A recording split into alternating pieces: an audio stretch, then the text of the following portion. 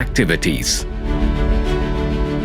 The historical journey of the organization has witnessed great transformation as per the changing needs of the industry and businesses.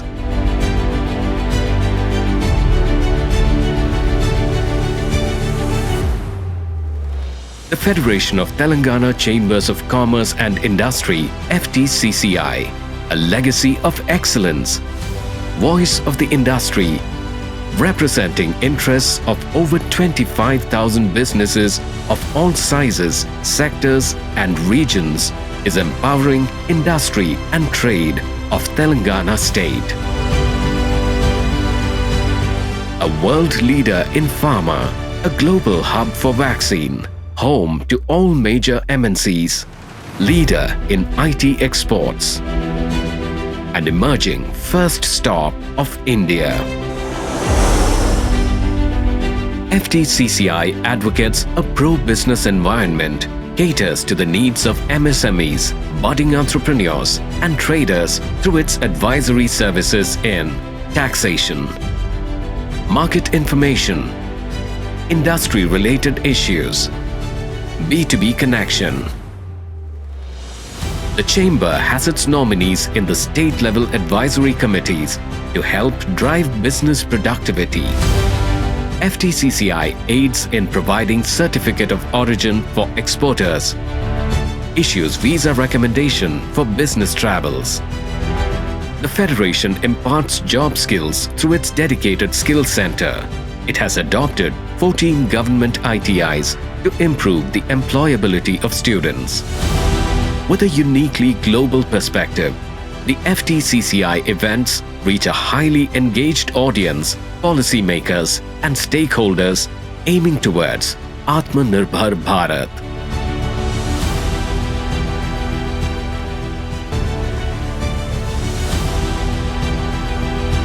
FTCCI to work with government, tell us and guide us कि हम लोग क्या कर सकते हैं to remain competitive, to remain better than our competition.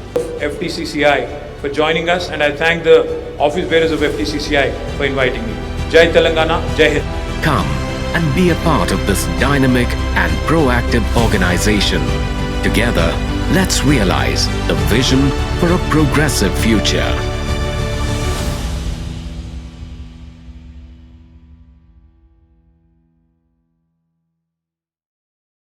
Now I invite the dignitaries to please come onto the stage. I invite our President, Sri Anil Agarwal, to please accompany our honored guest of today, Sri R. Chandrasekharam Garu, Joint Commissioner of Labour, Department of LET&F, Government of Telangana.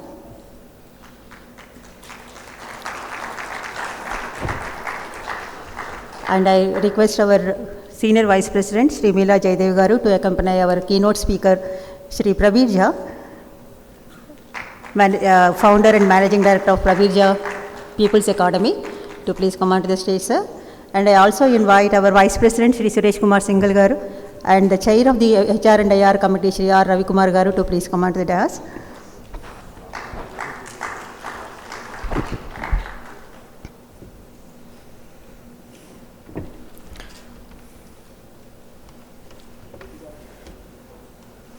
I request our office bearers to please present a plant as a welcome gesture to Sri R. Chandrasekharam Garu.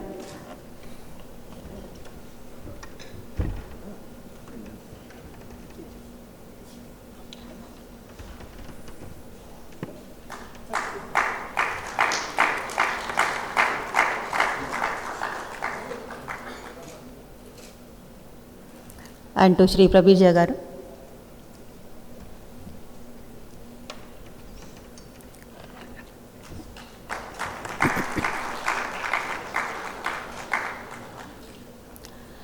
And before we start the session, I request all the distinguished guests on the dais to please light the lamp and start the program.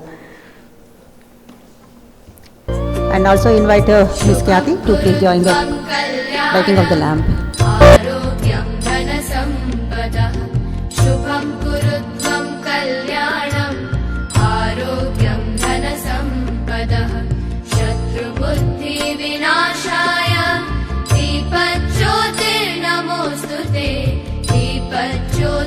Namaste.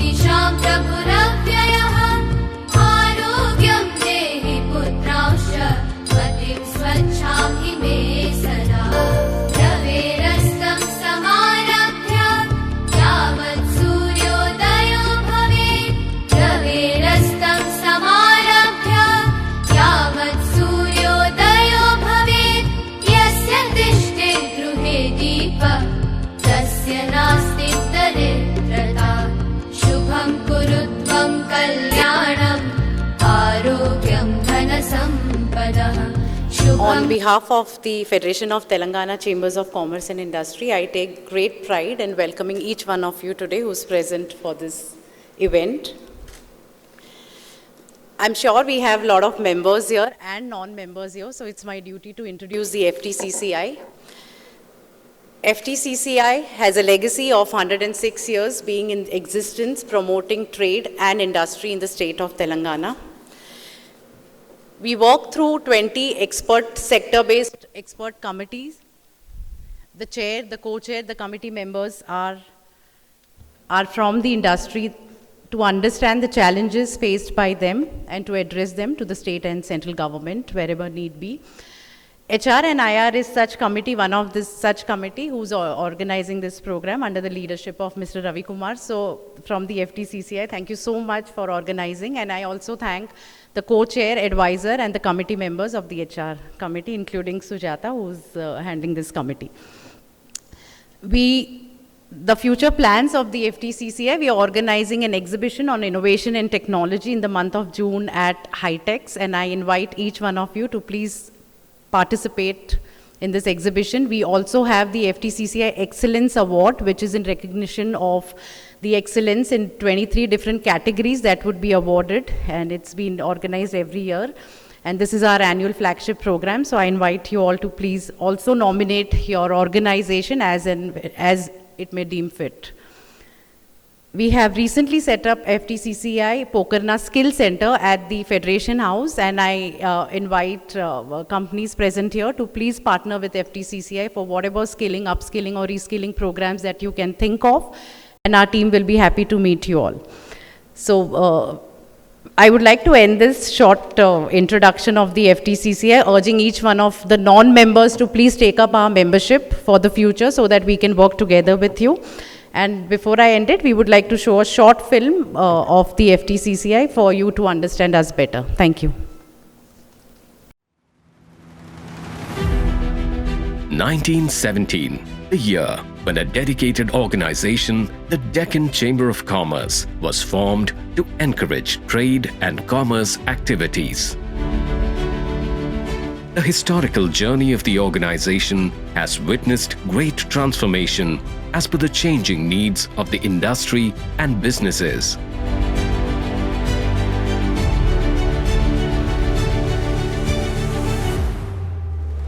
The Federation of Telangana Chambers of Commerce and Industry, FTCCI, a legacy of excellence, voice of the industry, representing interests of over 25,000 businesses of all sizes, sectors and regions, is empowering industry and trade of Telangana state.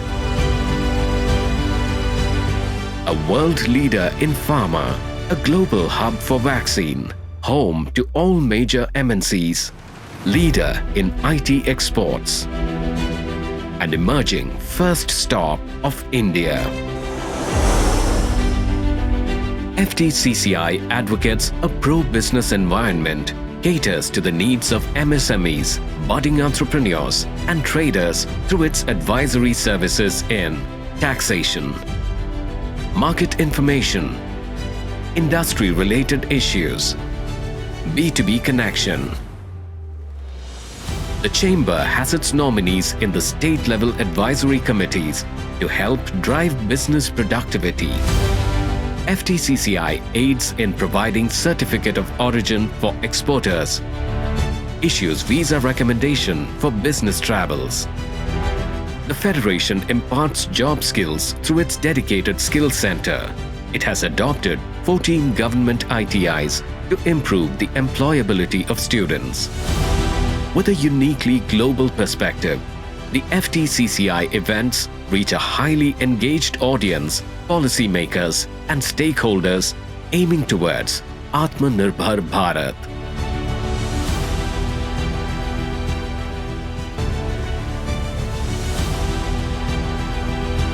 FTCCI to work with government, tell us and guide us कि हम लोग क्या कर सकते हैं to remain competitive, to remain better than our competition. FTCCI for joining us, and I thank the office bearers of FTCCI for inviting me. Jai Telangana, Jai Hind. Come and be a part of this dynamic and proactive organization. Together, let's realize the vision for a progressive future.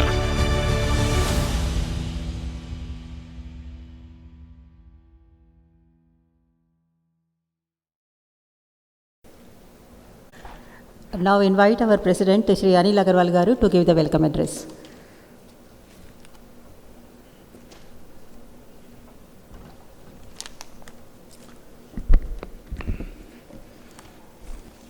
Mr. R. Chandrasekharam, Joint Commissioner of Labour Government of Telangana. Mr. Prabir Jha, Founder and CEO, Prabir Jha People Advisory from Mumbai. My colleagues, Meela Jaydev, Senior Vice President and Vice President, Sri Suresh Singalji. Mr. Ravi Kumar, Chair of HR and IR Committee. Members of Managing Committee and past Presidents, Co-Chair and Committee members of HR and IR Committee. Esteemed speakers, distinguished guests, very good morning and hearty welcome to you all. First and the foremost, let me thank the experts for taking out their precious time and addressing this conclave. Special thanks to Mr. Prabir Jha, Mr. Rajoshri Ganguly and Mr. Israel Inbaraj for traveling all the way from Mumbai and Ahmedabad to give us their valuable input and to interact with us. I am of the opinion that this conclave, the theme of this conclave, empowering organizational effectiveness, is very much relevant in today's context because India is poised to become a $5 trillion economy. IMF in its report, Economic Outlook report, said the size of the Indian economy will cross $5 trillion economy in the year 2026-27. But with the kind of development which we are seeing now, I am confident that we will cross the mark earlier also. I have been to Chennai recently. There was an event of FTCCI. National Executive Committee meeting was there. Theme of the event was making Tamil Nadu a $1 trillion economy by 2030. That impresses because if all the states compete with each other, then a day is not far when we can easily reach $10 trillion economy. But to achieve that, there are few parameters which has to be addressed, and one of them is human resource management. It is a critical function, it is a backbone of any company, and it plays a vital role in ensuring success and sustainability of any organization. In today's fast-paced and ever-changing business environment, it is imperative that organizations have a strong HR function that is capable of adapting to the needs and demands of the business. In this digital age, organizations need to be agile, innovative, and efficient enough to stay ahead of the curve. HR can play a significant role in this by creating a culture of empowerment that encourages employees to take ownership of their work and contribute to the organization's success. Over the course of this conclave, we have planned a series of informative and thought-provoking sessions that will cover a wide range of topics, including talent management, employee engagement, leadership development, and organizational culture. We have invited some of the leading experts in the field of HR to share their insights and experiences with us. We will also have interactive sessions and networking opportunities where you can connect with your peers and exchange ideas. Let me thank once again to our to our esteemed speakers and also the sponsors and partners for their support in making this event possible. I am confident that this conclave will be a great platform for all of us to learn, share, and network with each other. I encourage you to actively participate in the discussions and make the most of this opportunity. I once again welcome you all for this conclave and wish you all a productive and interactive session ahead. Thank you. Thank you, sir. Now I invite Sri R. Ravikumar, Chair of the HR and IR Committee of FTCCI, to give the introductory remarks.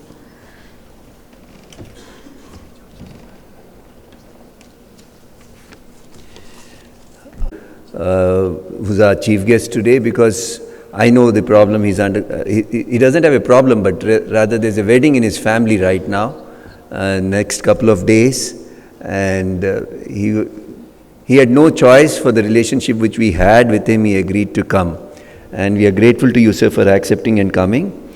And to give a keynote, to give a brief about it, a decade ago, if anybody talks about HR, they'll just say writing salary slips or filling up attendance registers or this or that, simple administrative work. But this is not the thing today. Today, HR plays a major role in any company. In fact, if HR is strong, a company grows. This is what I believe and I understand. And any company which is growing, they should put the HR in the front. And to understand this perspective, we decided to have this conclave, and as our president has spoken about it, this is very apt.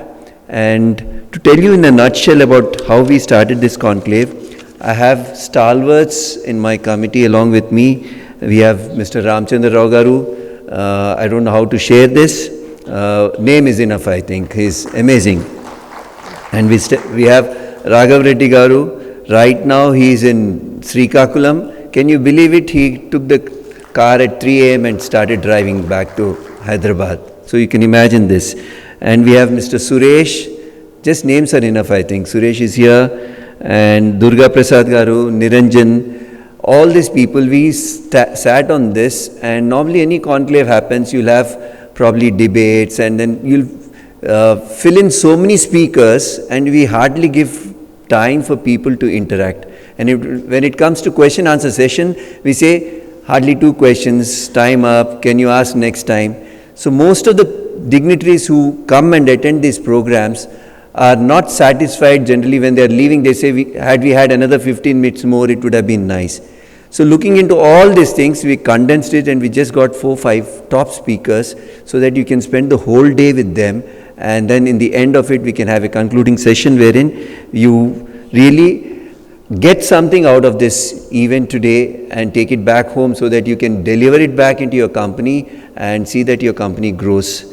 And last but not the least, I cannot forget this, the entire HR team is successful or in organizing such events from FTCCI year after year is because we have our person who's our Saradi, that is Sujata madam. She takes care of everything in such a manner, and very few people know her. She keeps a low profile, but amazing. If today we are organizing this event, the entire team is supported by her, and that's how we manage this. So I will not stand much in between. We'll enjoy this session a lot. Thank you. Thank you, sir, for that motivating words. And I now invite our keynote speaker, Sri Prabir Garu. And before inviting him, I request our co-chair, Raghav Reddy Garu, to please introduce the keynote speaker to the audience.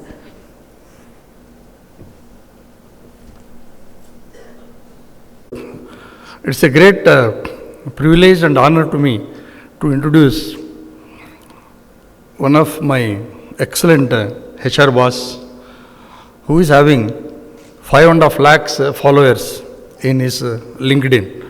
Every year he will be on the top of the followers. That is great Prabir, an excellent HR person I have seen in my 35 years of career. So it is a great honor to me to introduce Prabir Jha. Prabir Jha, an alumnus of St. Stephen's College, Delhi, and XLRI Jamshedpur, is the founder and CEO of Prabir Jha People Advisory. Combining an impeccable academic and professional record in his stint as a civil servant, he handled the entire gamut of HR and IR issues of the Indian ordnance factories.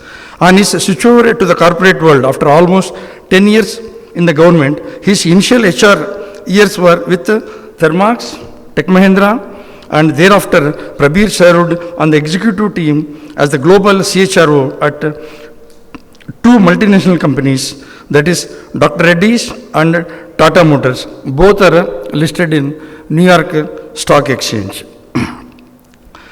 Then he shifted to Fortune 500 company as Group CHRO of Reliance Industries Limited. Prior to starting his own advisory firm, he was the president and global chief people's officer at the pharma major Cipla. So majority he served both Cipla and Dr. Reddy's. Both are excellent pharma companies in our India. Prabir has over the last many years been featured in the list of most admired HR professionals in India and has a number of awards to his credit, including a consistent LinkedIn power profile. That's what just now I shared. He has received so many awards in his career.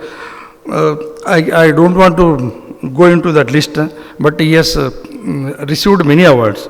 In addition, Prabir is widely recognized as a transformation guru, an accomplished thought leader whose views are closely followed across various platforms. This transformation guru, just I want to share one of my doctorate's experience.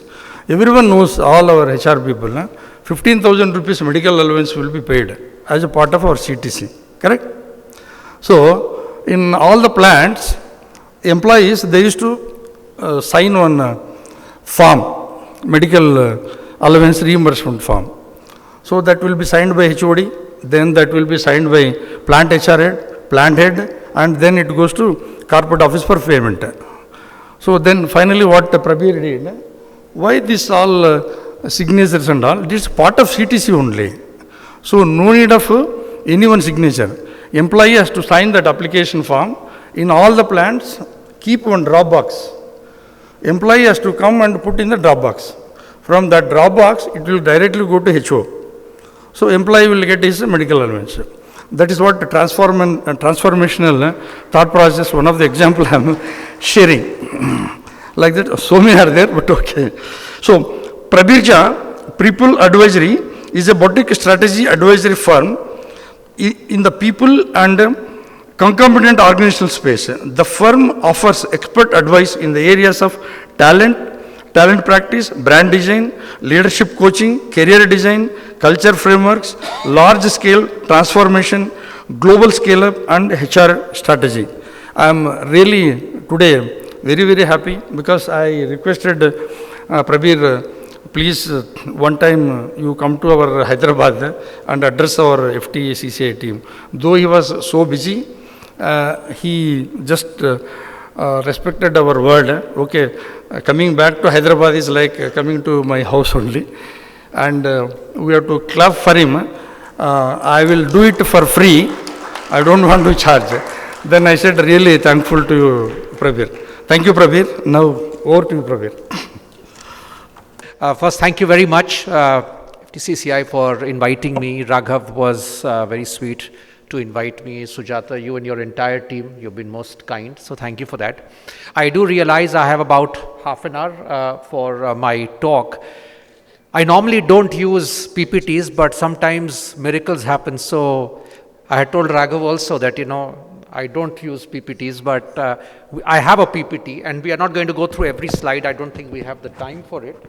But, while I'm being mic'd up, organization effectiveness as a subject is very simple. One is how you define an organization and how you define the parameters of effectiveness. Now, having worked, in my formative years as a civil servant, It was not always in terms of financial profits, but an organization still has to deliver a certain impact. So effectiveness is contextual, but I assume most of us here represent commercial organizations. And now if I can step away, my back will be towards you gentlemen. Is it okay? If you'll allow me, then I'll just step down, right? So, you'll have to contextualize it and see how that entire concept of effectiveness works. It was so rightly pointed out, India is looking at a 5 trillion. I was speaking to IMD Switzerland students 2 months ago, and I said, aspirationally, we want to be $15 trillion. Now, it all means so many more organizations out of India to think different, think breakthrough, and finally be effective in the true sense of the opportunity. So that's as a context. But whether you're a startup, you're a small company aspiring to be bigger, or you're a big company like a Tata or a Reliance, which I had the opportunity of leading HR for, the issue of effectiveness is today in the context of change. This is most important. And it is difficult because change, we all like to talk about change, but it's a very inconvenient and uncomfortable reality. Try to get off the bed from the other side. Try to brush your teeth the other way, right, with the other hand. And we are talking about changing people, changing organizations, this contextual. This is a very, very powerful slide. New York City, if some of you have gone to the main street of New York, right, in 1900, this is how it looked. There was only one automobile in a sea of carriages. Now, 13 years later, there's one carriage in a sea of automobiles. This was 1900, guys. Today, things change by the hour. This is the speed of change. Someone was asking me before this session that how long does it take for an organization to change? It depends. If you want to be stuck in the past and think about the past and my immediate dip in this quarter, you'll never change. But if you think strategically, many things that you have done, you might have to do very differently if you want to actually be that wrong photograph here, but be that carriage, be that car in a sea of carriages, because you will be doing things little differently. I will, since I write a lot, I tweet a lot, I post a lot every day. I've picked some, so pardon my saying this, but it's important for us to remind ourselves. This is an issue that I talked in Tata's after I left Dr. Reddy's as its CHRO in 2010 and joined as Tata Motors CHRO. This was one thing that I talked in the company. Very successful company, Fortune 500 company. But I said our problems are we are trying to solve pediatric problems with geriatric solutions. New age problems cannot be solved by doing more efficiently things of the past. And this is the mistake 99% of organizations I have found in my executive life and now in my advisory life continue to do. Just doing the same things better and smarter is not going to make you an effective company. The best of institutions therefore need to learn, unlearn, renew, reinvent, and it impacts everything, the structure. And I'll have a few words on that: business, talent, culture, leadership. Just look at some of the key words. In the afternoon, I have a slot of question answer with you. So some of you can make your jottings right now, and we'll talk more about this. But the fact is, it sounds very simple, but start honestly critiquing your organizations, and you'll have questions on each of these. Are you designed for success? And let's talk about the structure. Organizations design, I have written, is sometimes dysfunctional. In many cases, I find is dysfunctional.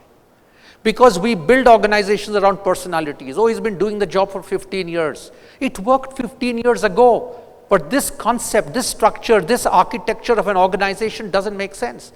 Technology has allowed us to rewire the organization. Your organizational requirements have changed. Your customers have changed. Their preferences have changed. And we struggle to rewire our organizations. 1 year, 2 years, 3 years, we are still thinking. I have some clients, very well-known companies. 3 years, they are still struggling. Wo bura maan jayega. So and so will feel upset. If you are going to be suboptimal in your thinking, there is no way you will build an optimally effective organization. So it's very, very important. And we'll talk about culture separately.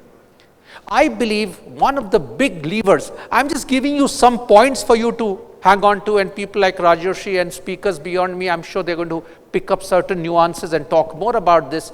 And in my Q&A, I'll be happy to take responses. Effectiveness is a product actually of alignment. Even if on paper it looks all right, it doesn't mean that your organization is effective. People in the boxes, are they aligned? So one of the big things that I believe in is how do you connect the purpose of people in your company with the purpose of your organization. Now, you might be in the business of steel making, you might be in the business of fast food, you might be in the business of pharma. Doesn't matter what your business is. But do people connect their own purpose of life with that of the organization? And that is storytelling, that is actually repivoting the entire connect between the individual and the organization. Without that, trust me, nothing moves. People look at themselves as a salaried job, and when someone pays $1 more, you jump. You're not going to build effective organizations because they're just doing a salaried job. Effort and collaboration. Do people genuinely collaborate? Do they want to work together? Howsoever brilliant any one of us may be, we are not likely to be the most impactful organization just because we were 10 great minds together. So the building a culture of collaboration, a sense of common purpose, again, these are all journeys. But because they seem a little soft and fuzzy, we don't like to look at it. We only want to look at our P&L every month, every quarter, every year. Because we track only lag outcomes and not enough of lead outcomes, we wonder, why is my organization not as successful as it would be? Because you never step back. You need to shift from the balcony and the dance floor, sometimes down, sometimes up, because then you see what's happening.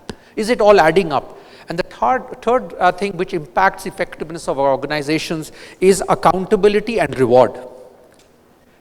Is in your organization, who is accountable for X, Y, and Z? Do you hold them accountable? Or do you say, okay, it was not done this month, next month dekh lena, kar lena. It doesn't work that way. And similarly, your entire reward design has to be very smart. I find in today's age also people working like Government of India.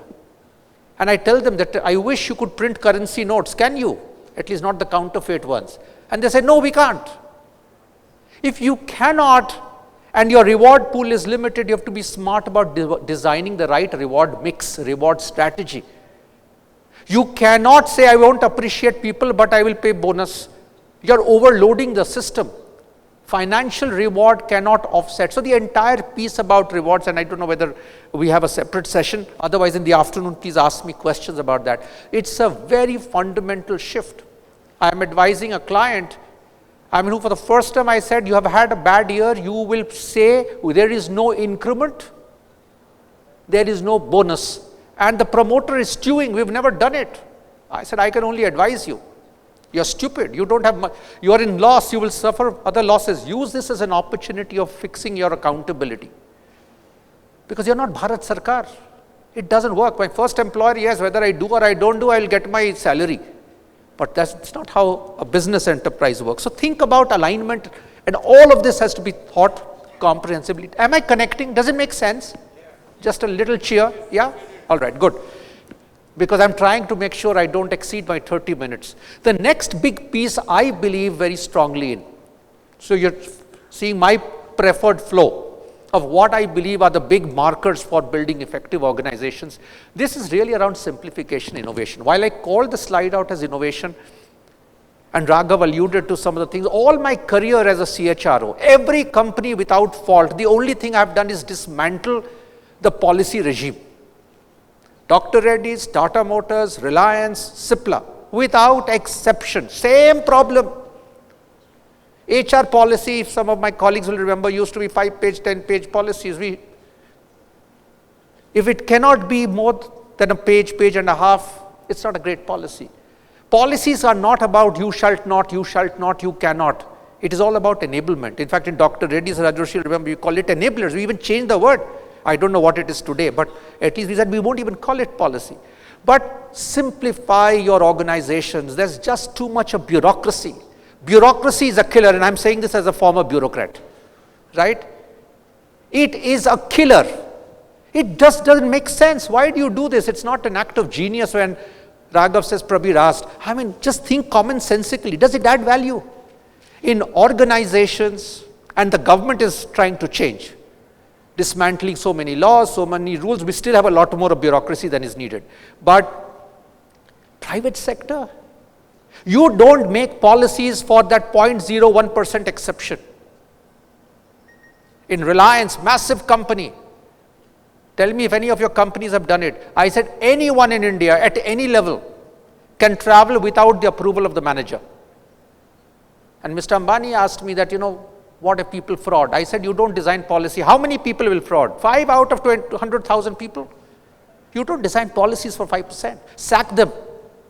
You design for what actually moves things faster. Because managers also don't approve, the secretaries approve. Imagine Rajorshi's travel, I have to, on paper approve, but my secretary is approving. He's a very senior guy on my team. Why would he not be able to self-approve travel? And so on and so forth. So simplify. But I believe innovation is key to effectiveness in today's world. Are your people thinking? Are they challenging? Or are you just doing what you did 5 years ago, 10 years ago, even 1 year ago? And innovation, we won't again have details about it, but will come only when you're willing to disrupt, which means is your culture encouraging disruption. That's why for many years, including in Dr. Reddy's, I would say, don't call me sir. When I get knighted, that time the Queen, now King Charles III, when I get knighted, I will insist call me Sir Prabir. Till that time, Prabir works. Because the power distance in most companies is a problem for innovation. One client asked me recently that, Prabir, we want to be an innovation-centered culture. I said, all right, do you do reward and recognition in your companies? He says, yes. I said, in the last 5 years, tell me one time when you celebrated a failure. Very well-known CEO of a very large company. He put his spoon and fork down. We were having dinner. I said, if you don't celebrate failures, don't ever expect that you will become an innovation-led company. Therefore, be effective in the world of today. You cannot fight an NBC warfare with 303 rifles. And therefore, innovation is important. The willingness to experiment, dreaming big, dream different. Someone said, we want to probably be an all-India company beyond just being a Telangana company. Great. But to get that is a journey. And that journey cannot take 30 years in today's time. If it takes 30 years, you're not thinking smart. And it must become the way of life. And you go to some organizations and you can feel it in the air, that there's energy, people are asking, people are questioning.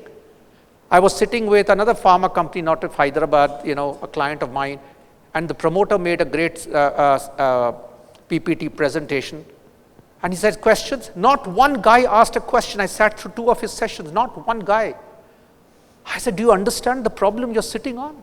If you're the smartest guy in the room, be worried. Just because you are the boss does not mean you have all the answers. Not in today's world. You must be humble enough to know where that answer lies. Who can help me? Put that resources together. And therefore, this cost mindset must get substituted by investment mindset.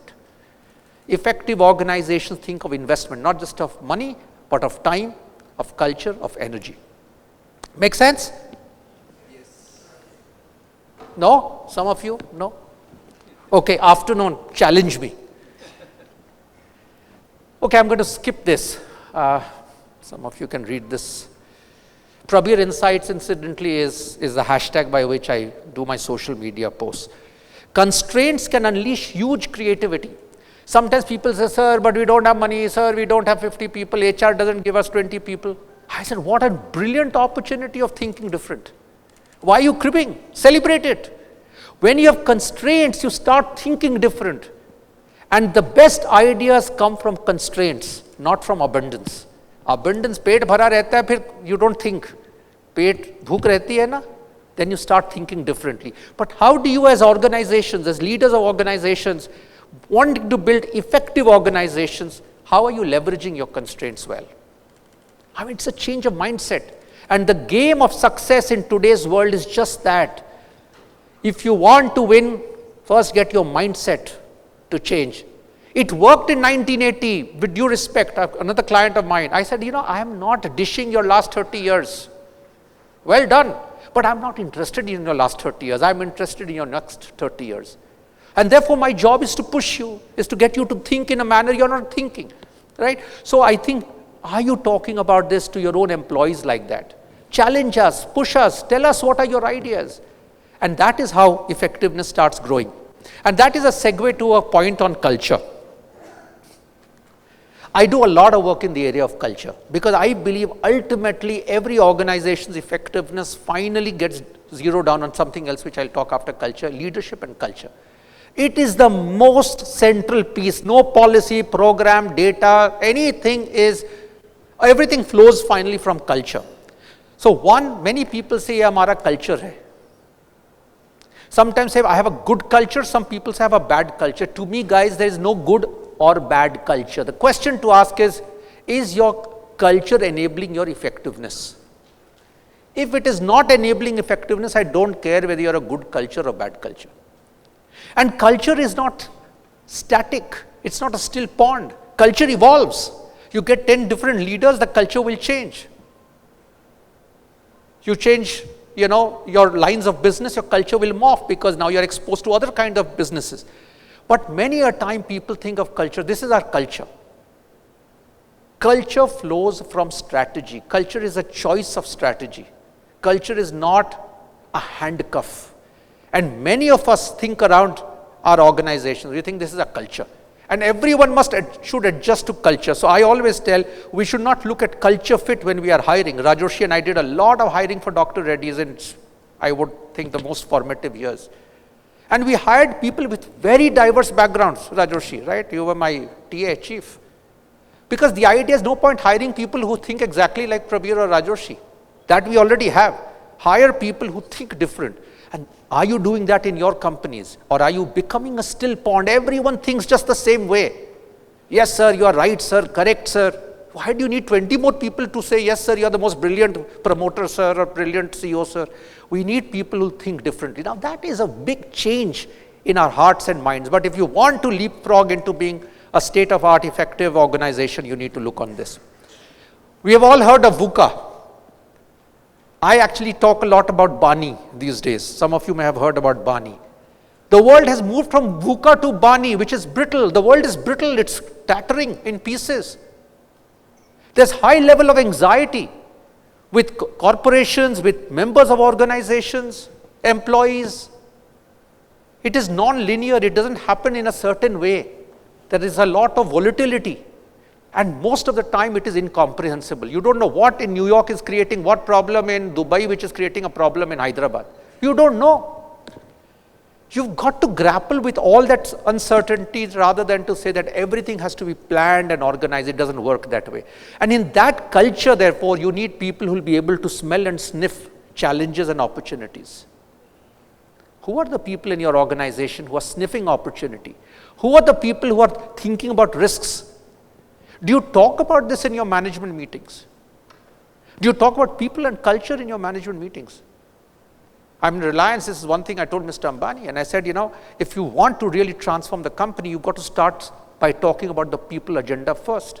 And in all fairness, 90% of my tenure there, that's what we did every week. We started with the so-called HR, and I heard the word HR function. That's part of the challenge of effectiveness. HR, the function, is different from HR, the agenda. It is not HR's job to get a great culture, to get the best talent.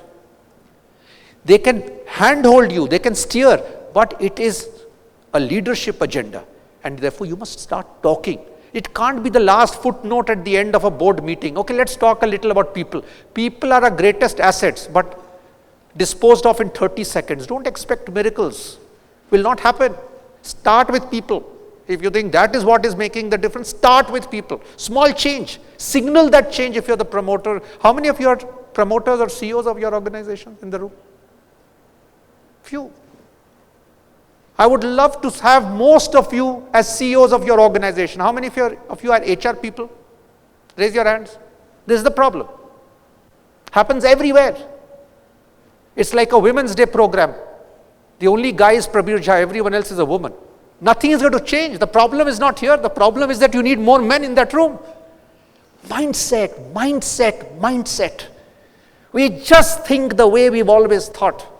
And this needs to change if you truly want to be a different world. Power of trust and conversations. Is there adequate trust? Can people disagree with you and still feel that I mean, many a time Rajorshi and I would have had very different views and opinions. And I honestly think you are one of my most regularly high-rated leaders. Because the fact is, it's very easy to say yes to you. It is very difficult to allow someone to disagree with you. And I might want to think back and say, actually, you were pushing me right yesterday. So as a boss, you have the right to veto, but you at least allow people to feel valued, trusted, even when they don't disagree or think counter to you. And the kind of culture you get will attract and keep the kind of talent you desire. So many a time people say, I want to have these guys from IITs, IIMs, XLRI, but you want to work like a total Sethji. No IIT, IIM guy is going to work in that ecosystem. Change your culture if you want to keep these people. You can patao, manao and get 3 people in, but they may not stay. You have to think strategically. It's not about money. People think, okay, I pay whatever that IITian needs. It's not about payment, sir. At least no one has been able to keep me in their company on payment and salary alone. You've got to allow people the space to do what they want to do. So culture becomes key. There must be discussion in your organizations about what is your current culture, where do you want to go, therefore how and what dimensions of culture should change, what dimensions of culture you should continue to reinforce. That is what starts shaping effective organizations. I'm going to talk briefly about talent, leave you with some thoughts. Many a time people talk about talent. Oh, we did talent. And I just smile. First, talent is a moving definition. What was talent 5 years ago may not be talent today. Get out of this entire mindset of lifelong employment. I don't need it, you don't need to offer me. Because the talent definition changes. Some people will be able to upskill themselves, some will not. And it's okay to part ways. And it's very, very counterintuitive. Many organizations, many promoters are struggling with this from my own advice experience. Oh, but he's been with me for 30 years. I mean, I appreciate it. But is this the best guy to run this job? The answer is no. You still don't want to make a change. And then you say, but we are not being effective. You'll never be effective. You can't sleep tonight and wake up tomorrow morning in the hope that everything will be sorted. It needs deliberate choice and action. We talked about skills, I think, in our session. Very important. Skill sets are changing. I'm a very strong believer, go down the education value chain. Vocationalize more. Where are great plumbers and where are great electricians? Where are great welders? In Tata Motors, my biggest problem actually was welding skills. It was not about getting bright Harvard pass-outs. Where are they? How are you able to build your thinking to where you're, actually farming rather than just fishing? How do you expand your thinking of your talent catchment beyond the obvious? Hiring people from spaces and sectors very different for learnability, for creativity. Because not everything is rocket science. It is possible to do, but we have to think about doing that. Trainability, we've talked about that. Some people are just more willing. If they can't, I don't think, and many a time people say we invest so much in training. My suggestion is, sharpening the axe is very important. But ask a more fundamental question, is the axe needed? There is no point sharpening the axe and making it better, but that axe is not going to cut the diamond here. Why are you wasting your time and effort? They said, but sir, we spend so many crores on our learning and development. On what dimension of learning and development? So all of that impacts effectiveness of companies, but people don't ask questions. And I'll be very honest, whether as a CHRO or as an advisor now, these are first principle questions I'm asking clients. I mean, get clarity first in your mind. Just don't be in the busy and action mode. And I'll talk a little about leadership. Am I doing okay on time? 5 more minutes? Yeah. And holding all of this up, whether it's your strategy, whether it is your effectiveness of your organization, it's your talent issue, the kind of culture you want, ultimately organizations win or succeed because they have or don't have the kind of leadership that will help them win. Many a time I get invited by the promoters or the chairman of a company and say, Prabir, why don't you coach my 5 leaders on my management team? They need help. And after about an hour of conversation, I said, why don't we start with you? Maybe you need help more. Because if your expectations of these guys is what it is and your behavior will never change, I mean, you can take the horse to the water, you can't make it drink. And therefore, leadership is a very, very, again, some of your interest subject. I write a lot about leadership again, so please feel free to follow and comment and add to the discourse. Transformational growth needs different leadership. I advise many startups, 8 of them I am advising. I mean, they are all very bright people. And the question that I ask them is, willy-nilly you will be a unicorn. But then your market cap is going to crash, as has happened with some very marquee unicorns, won't take names. Why does it happen? Why does it happen? Why don't you sustain yourself? Because what you think about leadership is very self-limiting. So it is not also one generation and the other generation. I see it even in the current generation. Youngsters, 25 to 35-year-old, very bright cerebrally, great pedigree. But their ability to inspire people, they understand the business model very well, but their ability to pass on that inspiration to their teams is poor. How will you build an effective organization? After all, you are not the only person in the company. So how do you hire people who are smarter and better than you? Leadership. I mean, I will make a confession. In my entire career, and again, Rajoshi is sitting here, so I don't mean to embarrass him. The only thing that I have done really well is I've hired people who are better than me in their respective areas. What I think I did better than everyone was I had the ability to visualize and put things together in a manner not everyone can do it. He came from a public sector background, and I've not quoted his name, but in one of my Economic Times articles many years ago, I've talked about this instance. He had never done recruitment. You'll remember that day. And we liked him. He went through all the interview process at Dr. Reddy's and finally asked me a question, but boss, won't I be taking a big risk coming in? I don't know pharma. I've never worked in the private sector, and I've never done recruitment in my career. And if Rajoshi will recall, at least I do, I said, Rajoshi, the individual never takes a risk. It is always the manager in the organization that takes the risks. Because G.V. Prasad is not telling me who to hire as my TA head, it's my call. If a year later you've been a lousy guy, I will lose my job. Because what a guy you hired. The company may have suffered, but you will never in your life ever need to say, I have never done recruitment ever, right? So it's a mindset, it's about leadership, the kind of people. I have hired people from the civil services because I came from that background, which no typical private sector guy would do. Civil service, the guy will think in the same way. I mean, the guy is sitting as a CHRO of a global company in London. So it's all about, and it's not about me, I'm just saying it's all about leadership. How self-assured are you? How different are you able to think? Are you able to take challenges? In the digital age, you don't have to be a technology expert, but are you open to the concept of digitization? In Cipla, my HR team, I shrunk in 6 months by 40%. But the entire Stone Age thinking I moved, everything was on mobile. You can do it in 6 months. It's possible. So someone who asked me a question. But it depends on how clear are you about what you want to do? And how much are you willing to push? Yes, some people will lose their jobs. But do you want, the choice is between an ineffective organization and an effective organization. And you have to deliver your job. Since you're not in the service of philanthropy, you have to deliver a business outcome. Redefine talent. I talked about that. What is talent today? How will talent change? What would talent look like 5 years from now? How many of them internally will get there? How many of them will not get there? This is what the leadership must be thinking all the time. Break silos. We talked about structure. Most organizations are siloed. It reflects on leadership. Are you able to see the interconnects? Are you able to get the bridges? Why are people still working in silos? How long are you going to be tolerating that? Because that is a sign of ineffective organizations. I've talked about conventional wisdom. Challenge your past. Just because it has worked in the past is no reason to say it will continue to work in the future. And finally, we live in a world of complete ambiguity.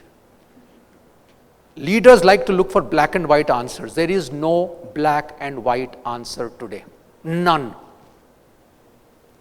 If you can get 70% of your calls right, you are a brilliant leader. But at least make those 30% bona fide mistakes. Maybe it would have become 71%. But make that call. Just don't sit on the fence. That's not what builds for great effective organizations. So basically, one of the biggest challenges and opportunities, at least that I see in today's corporations, especially in the context of effectiveness, is can you grow leadership beyond leaders? You know, a lot is talked about leaders in companies. There is little which is done about leadership, and they are two very different things. My honorable chairman said this, my honorable CEO said that, boss, how long will this makhan maroing happen? Your market share is declining, your top line is degrowing, and you're saying honorable chairman, honorable this thing. So I think in India particularly, we are a little over carried with misplaced makhan.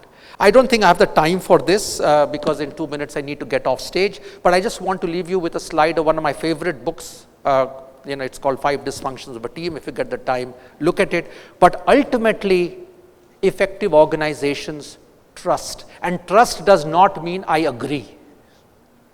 Absence of trust leads to fear of conflict, because then people don't want to kind of challenge. If you have not inputted, you're scared of committing. If you have not committed, there is avoidance of accountability. I had never agreed. It was Prabir who told us to do. I never agreed. So the guy has an alibi. And if there is no accountability, where will results come from? So it's just a summary. Please feel free to read the book. But I think every company is struggling with this. And this issue of how you build trust is a separate subject of discussion. Someday we will have the time to look at it. I'm going to end this with the last set of spray paint for all of you. Therefore, if I were to look at organization effectiveness, and I would say that all of you as leaders of your companies, what should you be looking at? One is first, stay genuine and authentic. It takes guts. It takes vulnerability. But without this, you're not even willing to accept I don't know. And in today's world, it is no crime to say I don't know. None of us knows everything. None. I learn as much from my driver or a 25-year-old son than I give to them. Second is challenge conventional wisdom. I'm using these words deliberately. It worked in a time when the world was static, not in a world of volatility. The logic of that wisdom is circumscribed. So challenge it. Keep the flock together, the relevant flock. I don't need 100% retention, but are the right people glued together? Are they staying with you? Important. Construct meaningful jobs. Most jobs have got so boring and routine. A creative guy will leave you. He or she does not want to do just that 9 to 5 job. Back to cultures. If your culture is about 9 to 5 job, you'll attract that kind of talent. But if your job is about thinking different, at least some of the jobs should be create meaningful jobs. So almost scrub your mix of jobs and see how many of your jobs are actually exciting. You know, something that someone will want to get to do and learn.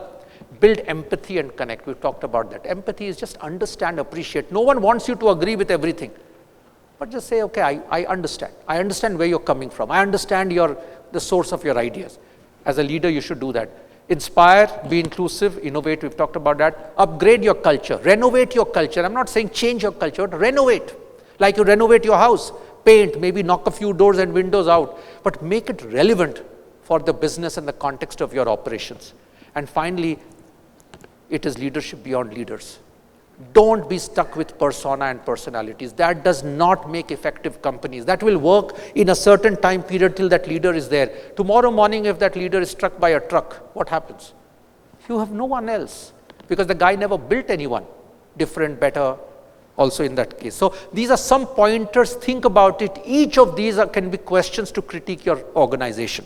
So I'm going to get off stage with this last slide. If we want to win this war for organization effectiveness, we need to first believe we can. It's all here first. All skeptics notwithstanding. It is not enough, but it is not. It is non-negotiable. So start believing that you can do it. It all starts from that mind. Once you've got this wrapped up, I think the journey to building more effective organizations is then a path forward. So I hope it's been worth your time. Thank you for your patience. We'll take questions post-lunch. I have a slot, but wish you all the very best. Thank you.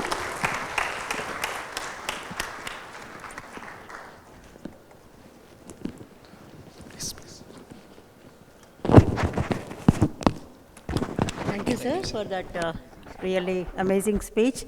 and I am sure you will have a bunch of questions during the Q&A session. And now I invite our honored guest of today, Sri R. Chandrasekharam Garu. I don't think he needs an introduction. He is the most active and most approachable, accessible joint commissioner in the department, or maybe in the whole of government departments, entire departments, and he is very much instrumental in bringing lot of reforms in the labor department, whether it is a licensing system or it may be a single window system or it is online things and everything. So thank you, sir, for accepting our invitation and coming here, gracing the occasion. Please request you to address the gathering.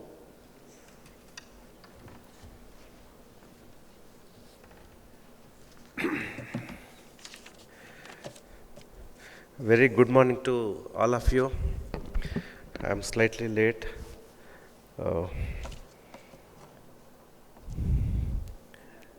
Anyway, thank you for inviting me to the Sri Anil Agarwal, President Garu, Federation of Telangana Chamber of Commerce and Industry, Sri Ravi Kumar Garu, Chair HR and IR Initiatives Committee, and Mr. Suresh Kumar Singhal Garu, Sri Meela Jayadev Garu, and Sri Prabir Jha. What an outstanding profile. Thank you. You know, this HR conclave, you may be wondering, some of you, how I am related. IR is a subset of HR, right? Industrial relations. So being in the labor department, predominantly it's a compliance related department. What we normally do, about 24 laws which applies to businesses. Besides that, you know, our significant role is related to making tripartite settlements, bringing in amicable settlements with your employees' organizations. So with that experience, I am here to share my, experience with you, or share the knowledge with you. You know, the times are changing. When I, almost 32 years ago, I joined in the department as an assistant commissioner. Those times are different. You can do anything to favor an employee.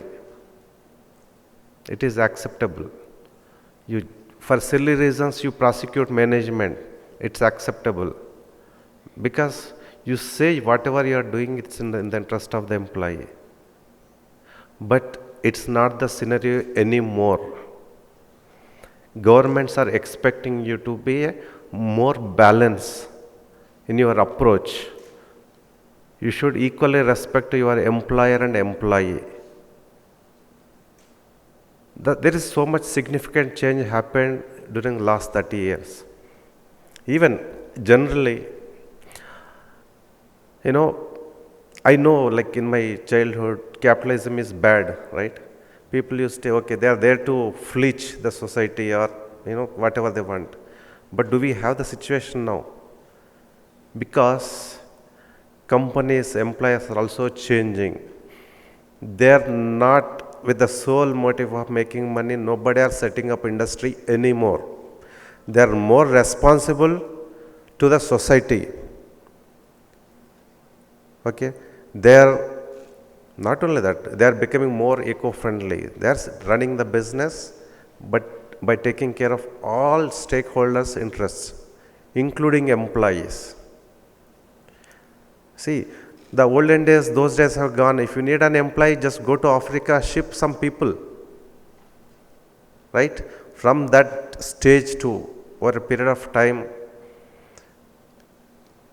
our ILO has made significant efforts in bringing an order into the society, time to time.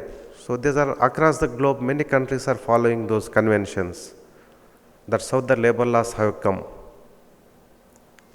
And some people saying there is no labor laws in some countries. No, it is there. Compliance is better. That's why less complaints. So it's the same level, all the members signatory to the, those conventions, they are bound to bring a legislation. Okay, that's how changes are happening. Not only that, the governments also realized industry need to be respected because it pays taxes, it generates revenue to the government, right? And biggest thing is it provides an employment, revenue generation to the society, jobs. Okay, so people have seen whichever the country encouraged the industry, they prospered it. Right? So now everybody realizes it's no more a bad thing to welcome industry. So now states are competing with each other, coming with the plans, okay, ease of doing business. This is where I stand. Please come, set up your industry here. So it's helping in society at large. It's not limited to, it's a much broader perspective now. Unlike the olden days, just business is meant for making money. No more. You pay taxes, you generate employment, of course, and also you contribute to society, right? CSR, you are becoming more eco-friendly industries now. So all these changes are happening. So times are changing, which I could see during last 30 years.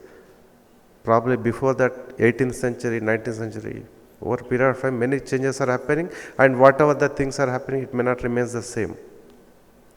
Right? It may continue to be there. So, in this context, industrial relations also, at the end of the day, we are dealing with the people, right? People, somebody may say, why do you need to, talk to your employees? Just make a law. If he doesn't follow, take an action. It doesn't work anymore, because this so-called globalization, industrialization is now, it has to be done with a human face, because we started believing in freedom. Those days are gone. Those days, king, slave or servant, those concepts are gone. You need to, now the employee concept has come. You have to give a due respect to an employee. Okay? So if you are, not only that, you are growing as an organization. You are not limited to just one place or across the, I know in my 30, 40, in 90s, one big shop used to be there. People used to feel awe about that big shop. But now it has become a chain within the city.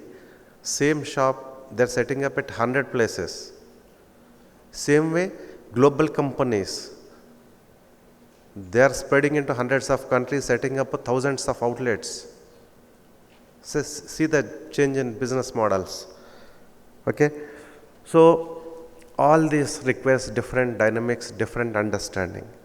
And for everything, whatever you do, you need to do through people.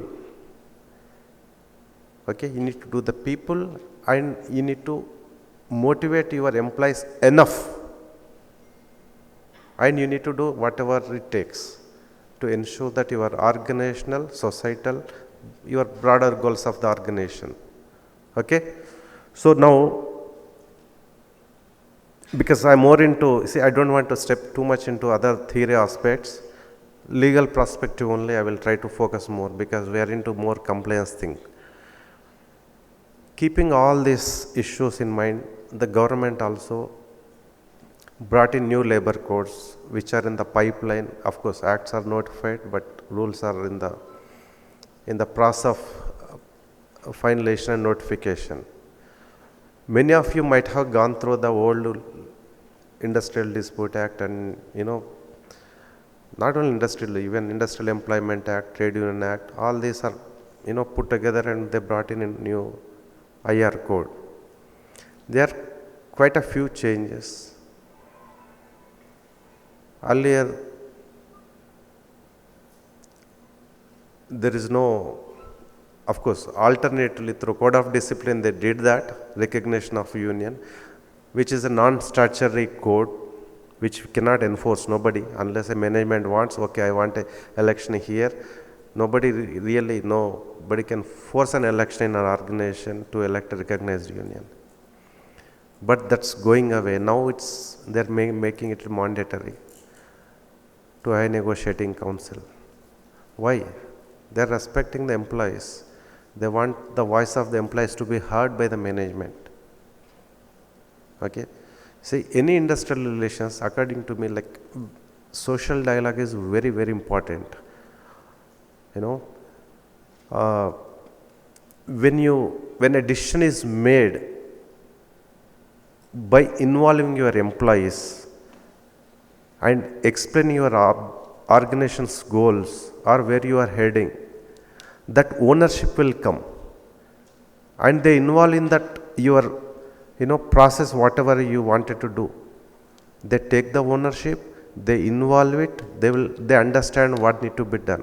Probably you may be expecting 10%, sometimes if you explain from A to Z, they may give 20% involvement. I mean, like twice the output you may get it. So a social dialogue is very important, because not only in the manufacturing sector, when I worked in IT sector, used to have prior to kickoff meeting. It's a wonderful concept initially, because that manufacturing sector concept, nobody knows. You are given a job, just you do that.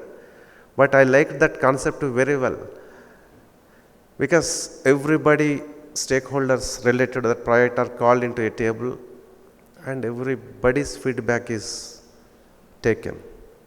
Everybody are allowed to express freely. Then a project plan is made. Just imagine success of such project plan. Just give roles and you ask them to do it, the result could be different. But from the day one, when you start explaining where we are heading, what is our role, and see, not necessarily, just now Mr. Prabir also saying, it's not that you need to be smart enough to handle everybody.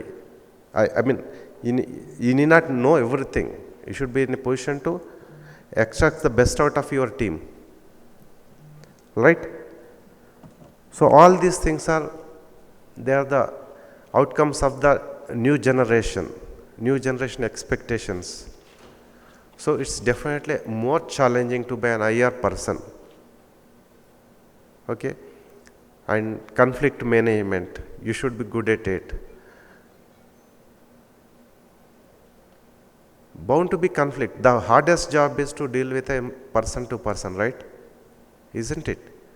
Easiest job, sometimes I feel, working before a computer, that's the easiest thing.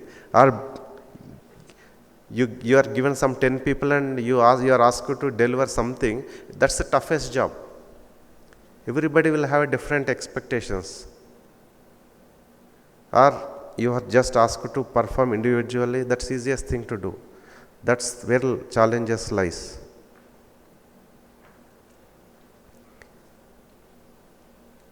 Okay, so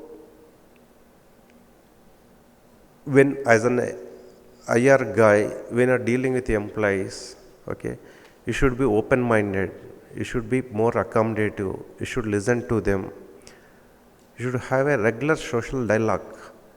The perspective of the company need to be let them know. You just cannot, just not the bargaining. You are not bargaining in a shop. Will you give for 10 rupees, I pay 6 rupees, 8 rupees? No, that's a, outdated bargaining concept. You should be in a position to explain the background of every decision you are making, every commitment you are making. And employees also, you should expect them to explain logic, reasoning behind every demand they put forward. And what a beautiful concept. It's just not the employees' demands. Managements also coming with counter demands when they are making away settlements. So at the end of the day, a settlement should result in a win-win situation for both organization as well as an employee. So that should be the perspective when dealing with the employees' issues. The biggest and most underrated is grievance redressal mechanism. Actually, at lower level, a small issue can become, sometimes a gangrene. So your organization should have a good grievance redressal mechanism. It could be an individual dispute. Somebody is saying an employee can drop in a box that goes to all the way head of the organization, HR head or CEO. That's an excellent way of, redressing an individual grievance. An employee should develop that trust. Okay, there is a clear-cut policy. Within that policy, these are my rights, I will get it. See, all these are outcome of the democratic principles.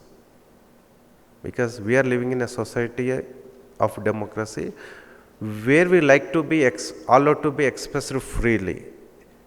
At the same time, there should be a mechanism in place which should be very effective. Otherwise, unhappy employee, what would be the output. He will come and punch it, he will work for 8 hours, but he may not achieve the organization goal.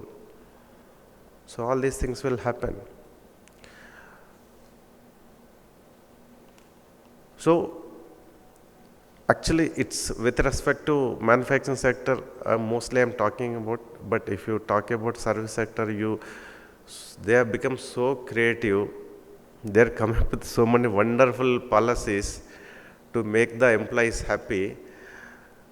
These are never heard of actually 20 years ago.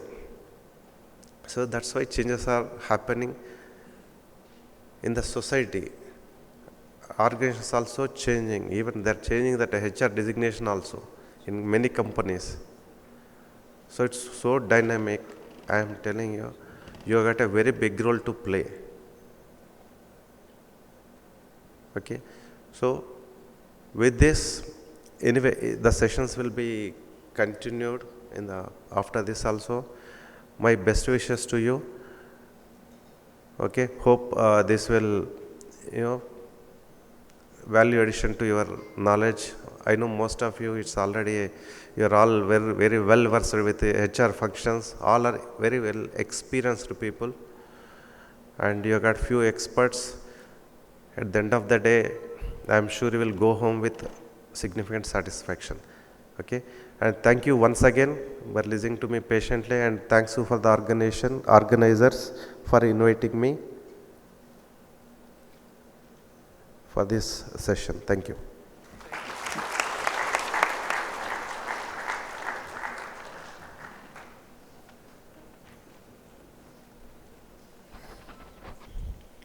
Thank you, sir. Before we proceed for conclusion of this session, I request our office bearers to please present a memento of honor to our guest and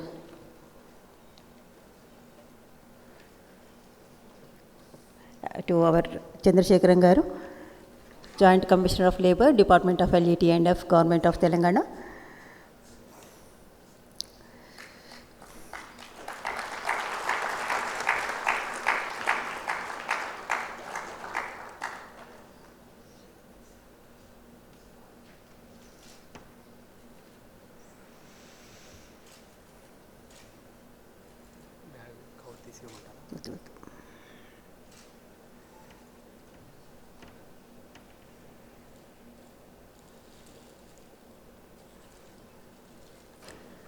Just a small token of gift, sir.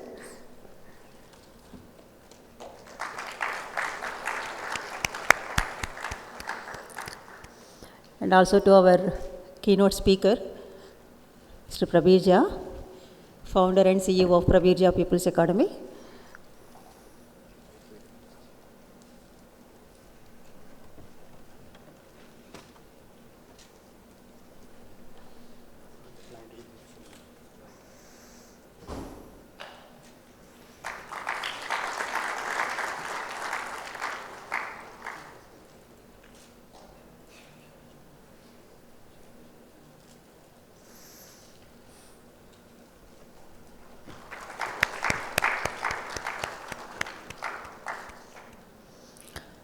And now I invite Srimila Jaydev Garu, Senior Vice President of FTCCI, to propose vote of thanks. Thank you, Sujata. వేదికను అలంకరించిన are Chandrasekhar గారు, joint commissioner of labour, ప్రత్యేక వ్యాఖ్యాత CEO ప్రభీత్ ఝా, అధ్యక్షులు గారికి, ఎఫ్టీసీసీ అధ్యక్షులు, ఉపాధ్యక్షులు సురేష్ కుమార్ గారికి, అధ్యక్షులు అనిల్ అగర్వాల్, రవికుమార్ చైర్మన్ గారు, HR committee, my colleagues, managing committee members అందరికీ, పూర్వ అధ్యక్షులందరికీ మా హృదయపూర్వక ధన్యవాదములు.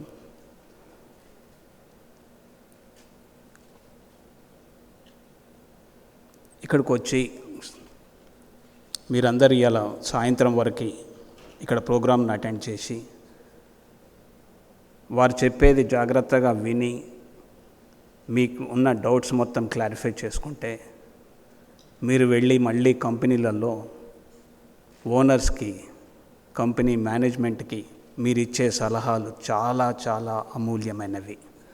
ఏదో సార్ వాళ్ళు మీటింగ్ పంపించారు, మేము వచ్చాము, భోజనం చేశాము, వెళ్ళిపోయాము, అలా కాకుండా ప్రత్యేకంగా చెప్పేది మీ అందరికీ ఏంటంటే, హెచ్ఆర్ అంటే మేనేజ్మెంట్కి వర్కర్స్కి మధ్యలో ఉండేది హెచ్ఆర్. మేనేజ్మెంట్ ఎప్పుడు కోపానికి వస్తుందో తెలియదు, వాళ్ళందరినీ కంట్రోల్ చేసే బాధ్యత హెచ్ఆర్ డిపార్ట్మెంట్. ఇవన్నీ మీరు తెలుసుకొని దాంట్లో ఉన్నాయి, మీకు సాధ్యమైనంతవరకు మాకంటే ఎక్కువ మీకు, ఓనర్స్ కంటే ఎక్కువ మీకే తెలుస్తాయి. అయినా కానీ మీరు ఇంకా కొత్త కొత్త రూల్స్ అండ్ రెగ్యులేషన్స్ ఏమొచ్చాయో వాళ్ళంతా చెప్తారు సెమినార్లో. అవన్నీ మీరు చూసి ఇంకా మీకు తెలియని ఏమైనా ఉంటే అడిగి తెలుసుకొని మీరు అవన్నీ వాళ్ళకి చెప్తే కంపెనీస్కి చాలా ఉపయోగపడతాయి. టోటల్ ఎఫ్టీసీసీఐ సెక్రటరియట్ మొత్తానికి దాదాపు 2 నెలల నుంచి ఈ ప్రోగ్రాం చేయడానికి సుజాత గారు అండ్ టీము తయారు చేస్తున్నారు. చాలా చాలా ధన్యవాదములు. All staff members, thank you very much. I once again thank you to sponsor of our Sudhakar company, and thank you very much. It is ours, and once again thank you for all. Thank you.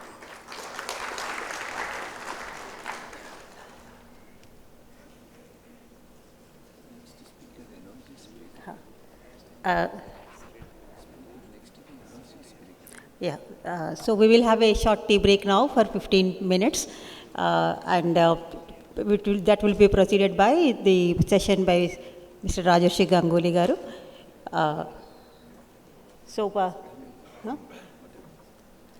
Request everyone to please quickly come back in 15 minutes so that we do not lose much time on this, because we are already running behind the schedule. So request everyone to be on time. Thank you.